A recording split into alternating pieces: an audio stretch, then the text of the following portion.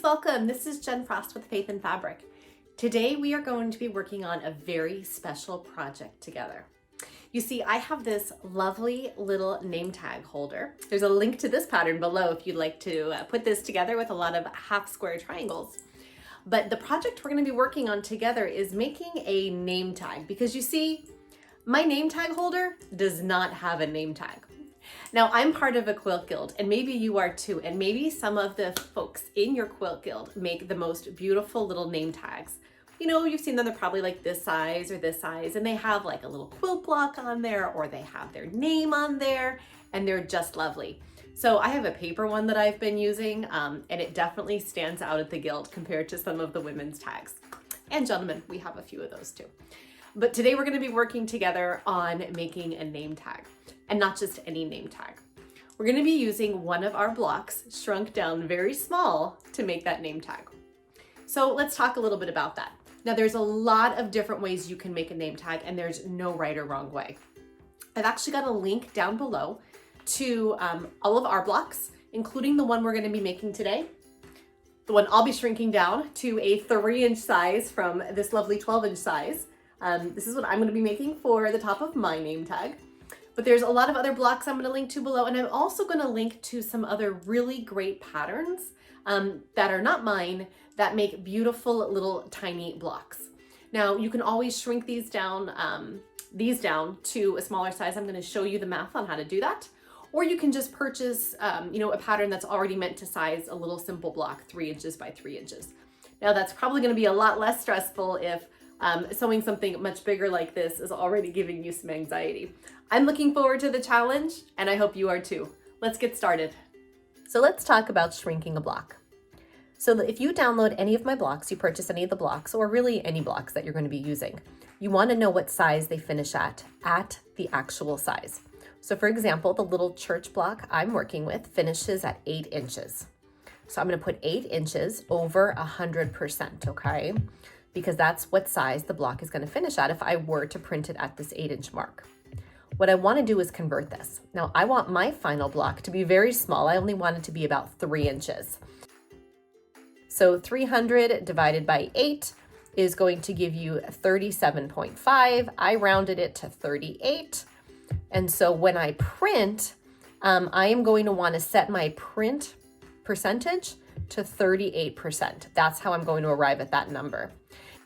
So if you're wondering what this looks like at 3 inches, here you go. Isn't it going to be so cute? I cannot wait to make this. I've always wanted to make a mini block. I know this is like a total thing right now, and I've wanted to do this for a while, but I haven't had a good reason. So making a name tag is the perfect reason.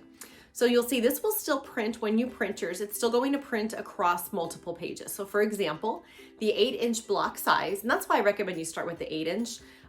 Again, each of my block patterns come in an 8, a 10, and a 12-inch, but it's just a waste of paper to start with the 12-inch. So start with your 8-inch.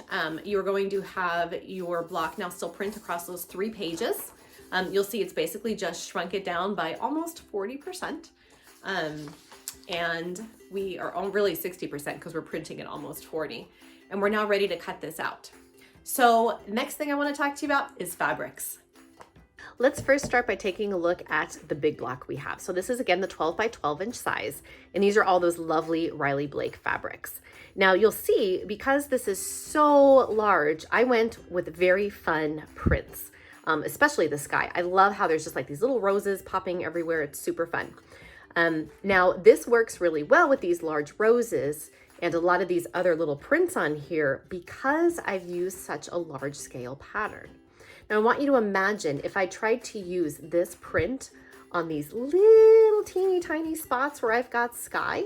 If I had this sky right here and I ended up with that piece being right here, you would never be able to define that section. You would have no idea what it is. It's like, is that a pink sky? That doesn't make any sense. So I'm opting to use all solids. Now, if these solids look familiar to you, that's because we've used them over here in the Jessie Tree quilt. And we've used them over here in our very recent Holy Week quilt. So those links up there will take you to those quilts if you're interested in learning more about them. There's also links below to both. But I have a lot of these Kona solids, and I'm going to be using them for this project. Again, you do not need much fabric to create this. These are just perfect if you have solid scrap somewhere. But again, I would be even very careful with, you know, some very small prints. Like, you know, you look, for example, like even this green here or the yellow.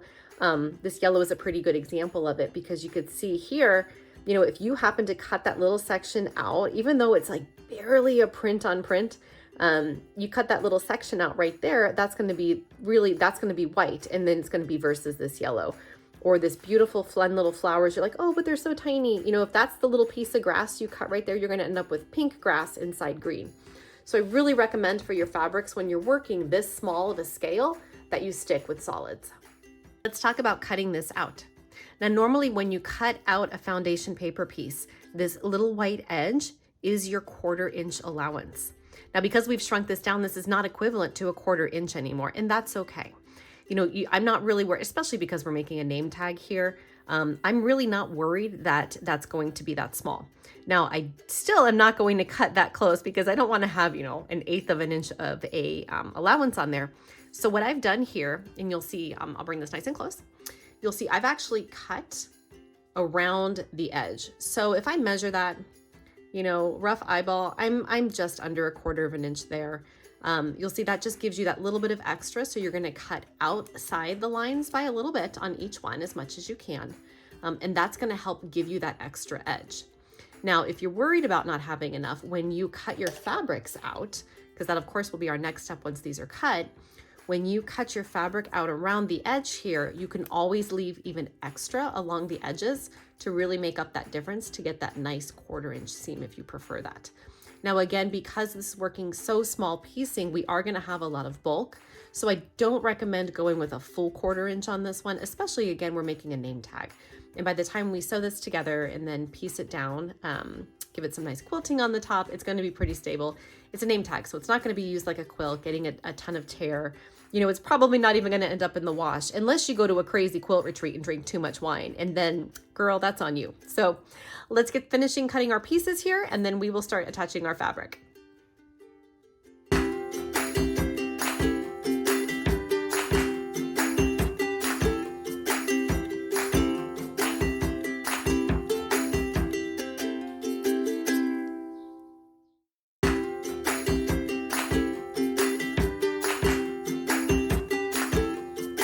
Now it's time for the fun part, the sewing. I'm going to pop that picture up here again of that quilt we're working from. So you are going to have a couple choices as you work through this. You know, two of the things that come top of mind to me are the stained glass and the grass. So when you're working at such a small level, you can see in the picture here that the stained glass and the grass are already going to be, just by nature, even in a 12-inch block, pretty small pieces. So when you come to the size you're making, again, I'm going at like that 3.5 with allowance inch size. I'm going to go ahead and I am going to piece the stained glass windows, because I think that just makes it look like a church, and it's going to add so much more color to it. They'll be small pieces, but they're doable. What I'm probably not going to do is piece the crooked grass. So instead, what I'm going to do is I'm going to take those pieces and just make the grass go straight across. You'll see at the end, what I'm going to do is actually take that green grass and make that the whole bottom of the name tag. And that's where I'll be putting my name on there. And I'm going to use the same stained glass colors, again, just to add some pops of color and maybe some fun thread work. But that's how I want to get some color in there. But, you know, you have to balance beautiful design, if you will, with this, with practicality and how much sizing you can actually work with. So I've just started to sew my very first little tiny stained glass window, and you guys, it is so cute. So I've got 2 of the colors down, and I've got my 3rd color here. And one of the things I want to talk to you about is really trimming this block. So you'll see I've got some fabric here, and what I did is I trimmed this down to less than a 1/4 of an inch, because when I open these up, I really want to make sure I don't have lots of bulk everywhere. Now you'll see this is where we talked about letting your edges hang over a little bit more. And again, that's going to be to help get that, you know, a little bit more solid of a allowance to be able to attach my pieces together. But you can also see I'm not being super exact with this. Just having enough fabric so that it's going to catch is going to be more than enough. So let's do the next piece together. So we've got piece 1, 2, and 3 done. We're going to work on piece 4. So as you work through this, you're going to fold it back. And this is where I'm saying it's really important to trim. So you'll see I've got a lot of extra fabric on here. And by a lot of extra, I'm talking like, you know, maybe a little more than 1/4 of an inch. Now, normally when I paper piece, I would leave this here because it's going to get, you know, kind of caught up in the block and I won't worry about it. But this time I'm going to trim that back quite a bit. So I don't have much left on here. You'll see a very small amount, but it's easily going to be enough to be able to pick up all those different colors in my blue. So I'm just going to come here. You'll see I just need the smallest little bit of blue right across the top. Line that up there so I can get some blue in there, and I'm going to go ahead and sew.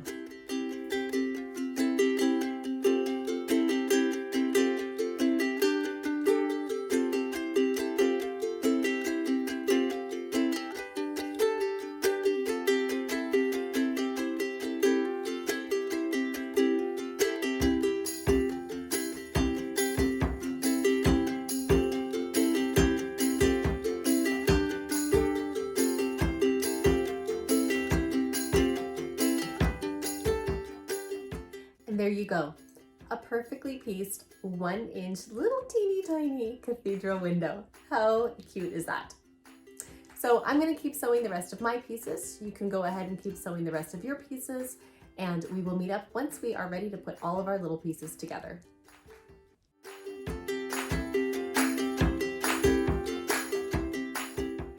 I've started sewing my little church together, and isn't it coming out so cute? So you can see the whole base is done so far. And I did go through, you know, initially I said I wasn't going to deal with making those little pieces of grass, but I wanted to show you what it would look like if you did. So that way you can decide for yourself if you want to go through it. So you'll see the grass actually does come up, and you are going to get some of those little ridges like you see here. And so I think it looks really cute. Now what I wanted to do is just spend a minute talking to you about how to piece these pieces together, because this piecing is going to be a little bit different. So if you guys have paper pieced with me before, you know I've talked to you a lot about using pins to set your points. So you'll see here we have piece E, and we're going to be attaching piece E to piece F on here. So we'll flip this over for you.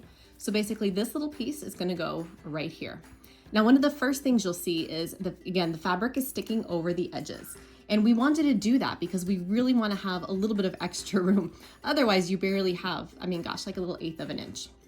So what I like to do is I'll set my points. So I'm going to come here, I'm going to mark my little point right here like that. And then I'm going to mark on my E where that's going to come through. And it's always going to take a little bit of practice here because you may not catch it on the first spot there. Let me try that one more time. There we go. Oops. So you'll see I've got that right through.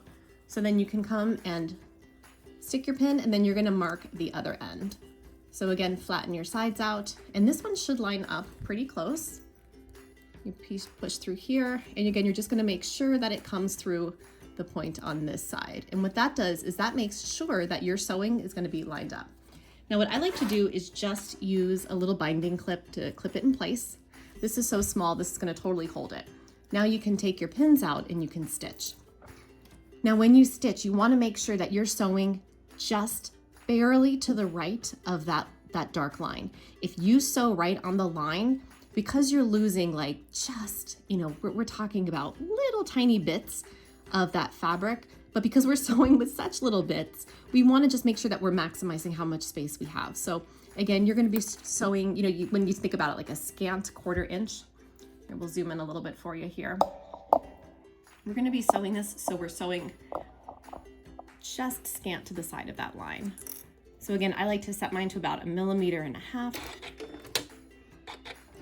so my stitch length, and I'm going to come right down just barely to the right of that line and cut it. Now as you go through, you can start to open up your pieces and stitch them, okay? So now I've sewn real clean there, and you can just continue adding your pieces. So how did your block turn out? Welcome back to those of you who have made a different 3" by 3" 3.5" by 3.5 technically, block. And let's continue on for those of you who made your little chapel block. So here's how my little teeny tiny block turned out. I'll bring it close so you can see it here. I'm actually really happy with it. There's two, maybe if you want to call them three mistakes I've made. One is you can see my cross isn't quite straight. Trying to make those pieces, by the time you started down here and when I worked my way all the way up, especially with those angles of the roof, my cross got a little bit crooked. So we're gonna say this is a little chapel after a storm. You can also see, I'm gonna bring it close right here. I ended up snipping when I was trimming. I trimmed a little bit too much. And so I have a little piece of fabric that's going to need a stitch right here because it's not actually caught in the actual seam. So I need to fix that. One other thing you might notice is my block is not actually 3.5 inches by 3.5 inches. While it works this way it's a tad shy because as I was putting together all these pieces that kept stacking in, you know, this is where we talked about when you were making your seam, you want to do like that generous seam. You want to, well, I guess actually it's really more of a scant seam because you're not sewing directly on the line. You'll see my sides kind of got pulled in a little bit. So I'm at about 3.5 by 3.25, but overall I'm really excited with it. So we're gonna all continue now together, whether you've made this block or you've made a different block. We're gonna now start turning this into the top of our name tag. The first thing you're gonna wanna determine is how long your name is. Now I've got a pretty short name, Jen. I only need 3 letters, so I can easily fit Jen down here if I put a little bit more green grass. If you had a long name like Sarah or Samantha, you may want to have your piece your name tag kind of go this way. Now, obviously that's starting to get to be a very long name tag. Now, as you saw at the very beginning with the little picture leeway we had leading into this, I'm using applique on mine. Again, it's only 3 letters, so I can easily put Jen on here. If you have a sewing machine that does lettering, this is a wonderful opportunity to do that because you can go ahead, attach a little bit of fabric here, and then have your machine go ahead and stitch your name. You know, Samantha, if it's a little bit longer of a name, or I don't know, to be honest, Jennifer is a pretty long name if I had my whole name. Now, actually, if you are using your sewing machine, I would recommend you stitch your letters first, then you square it off based on the way you stitch, because we all try to stitch perfectly straight, especially when we're doing lettering. But sometimes, you know, it can get just a little bit twisted. So go ahead and stitch your letters on there if you're using the special stitches on your machine, and then you can cut that out and attach it. Otherwise, you can follow along with me. So what I'm going to be doing is just cutting a little section here. I'm going to be doing probably about 2 inches. I want to add 2 inches of space, again, knowing that I'm going to use some of that 1/4 inch here, and then a 1/4 inch going to get caught up in my, I'm basically going to almost make a little mini quilt out of this in my binding.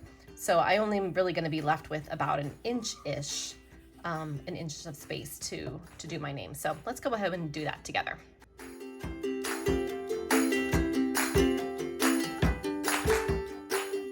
So let's talk about getting our name on here now. Now again, if you are going ahead and just stitching your name on here, you can go ahead and jump ahead to the future chapter. Make a note of that chapter here for you. If you are doing applique, we're going to talk through the applique. So you'll see I've got my 3 colors picked out, J, E, N. Again, I really wanted this to be colorful to play up the color in the windows. So I picked some of those very bold primary colors here that are really going to pop against that green grass. I'm also using lightweight heat and bond. This is my favorite double-sided fusible webbing. So I'll put a link to that below if you don't have any of this on hand. So you're just going to trim a piece of that off. And then you're basically going to, I like to draw on here first, then you can rough cut where around those letters for your name. I'm just going to bubble letter mine. I think a lot of us who probably grew up in the 80s, 90s, really good at our bubble letters, and go ahead and piece those on here. So I'll speed things up and you guys can make yours too.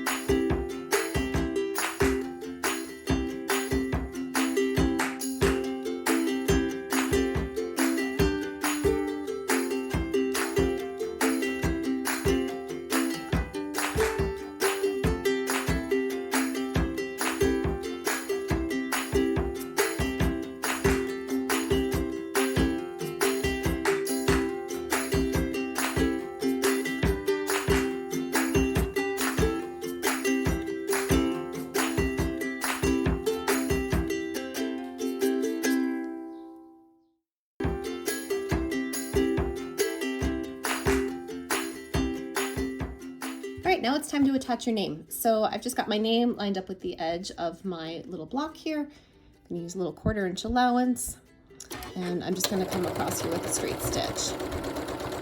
So that'll attach it.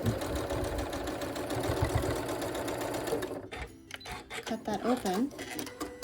And you'll see now you are left with a lovely little block with your name on it.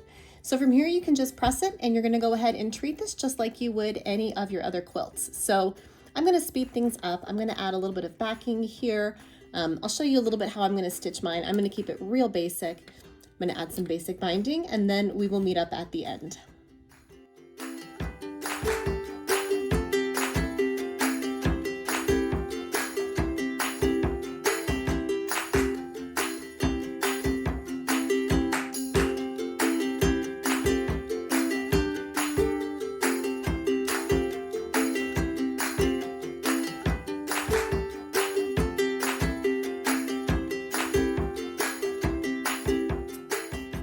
All right, now we've got our squared up little block. Again, mine is 3.5 inches by 5.5 inches, and if you've been following along, that's what size yours is as well. So 3.5 this way, 5.5 this way, because we did add that little bit of extra room, down here to be able to add our name. So what you're gonna be working on now is, now that we've made our little quilt sandwich, we're gonna go ahead and put some binding on this. So I'm gonna use a nice purple color. Again, if your sizes are fitting mine, that's great. You should be needing about 28 inches of binding. That's going about 1.5 inches thick. That'll give you a little bit of extra so we can do that trimming tip at the end. I'm gonna put a link down here to a binding calculator. That way, if yours ends up different, you'll be able to use that to determine your binding, okay? Let's go make some binding.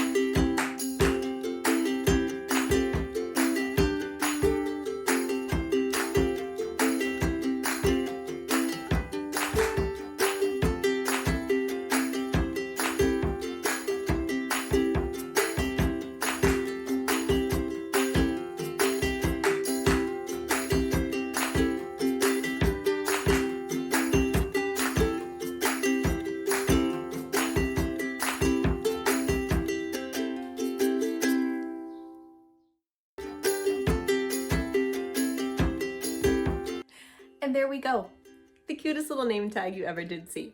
Now I did have to go, front of the name tag. I did have to go and put a little hanging tab on here. You'll see, because my lanyard has an actual hook on it. So if you need to put a hanging tab on yours, I'm gonna pop a link up here so you can see our little tutorial on how to do that.